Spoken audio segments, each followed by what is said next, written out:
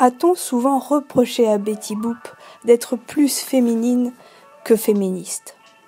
Certes, cette pin-up a tous les attributs de la femme-objet, mais n'en reste pas moins la première héroïne de dessin animé à devenir une star à part entière dans un monde dominé par les héros masculins. Son évolution dans les cartoons du studio Fleischer est représentative des mutations vécues par les femmes pendant le XXe siècle.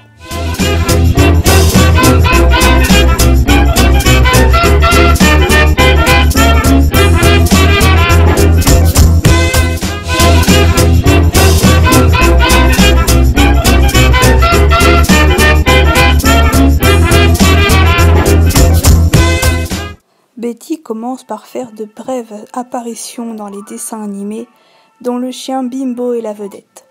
Elle n'est à cette époque que la fiancée du héros et n'a même pas de nom.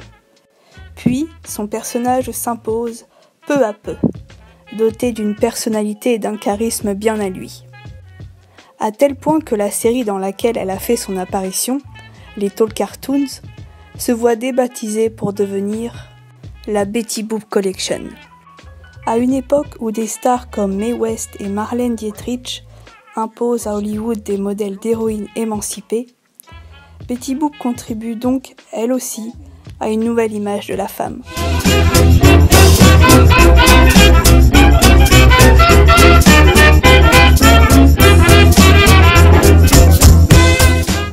Mais qui est donc le créateur de cette pin-up ? Je dirais même les créateurs. En effet, ils sont deux. Max Fleischer, né en 1883 dans un village de Pologne, mais sa famille émigre peu de temps après et c'est à New York que naît son petit frère, Dave, en 1894. Très rapidement, Max partage avec son cadet le goût du cinéma. En 1914, ils mettent au point le rotoscope, une nouvelle machine qui révolutionne la technique du dessin animé. Grâce à ce rotoscope, Max et Dave lancent leur première série de cartoons, Out of the Inkwell, qui veut dire « hors de l'encrier ». Projeté dès 1919 et ayant connu un franc succès, les Fleischer créent leur propre studio. Dès 1925, le tandem livre les tout premiers cartoons sonores.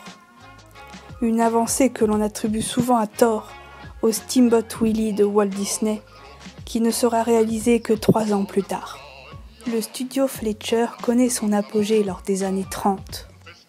Coco le clown, le chien Bimbo et Betty Boop sont très populaires, mais un autre personnage est en vedette, Popeye.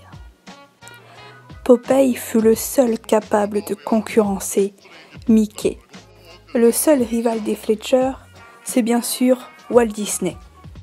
Ironie du sort, 20 ans plus tard, le propre fils de Max, Richard Fleischer, réalisera 20 000 lieues sous les mers, produit par Walt Disney. Lors de la déclaration de guerre de 1941, les deux frères doivent céder leur société à Paramount, qui les maintient un temps au poste de producteur. En 1943, leur contrat n'étant pas reconduit, c'est la fin du studio Fleischer, rebaptisé par la suite Famous Film par la Paramount. Suite à quelques désaccords avec Max, Dave quitte l'animation et rejoint les studios Universal. Max, quant à lui, continuera à produire des dessins animés dans d'autres compagnies. Autant dire que le style si particulier des Fleischer ne se retrouvera plus jamais dans le monde du cartoon.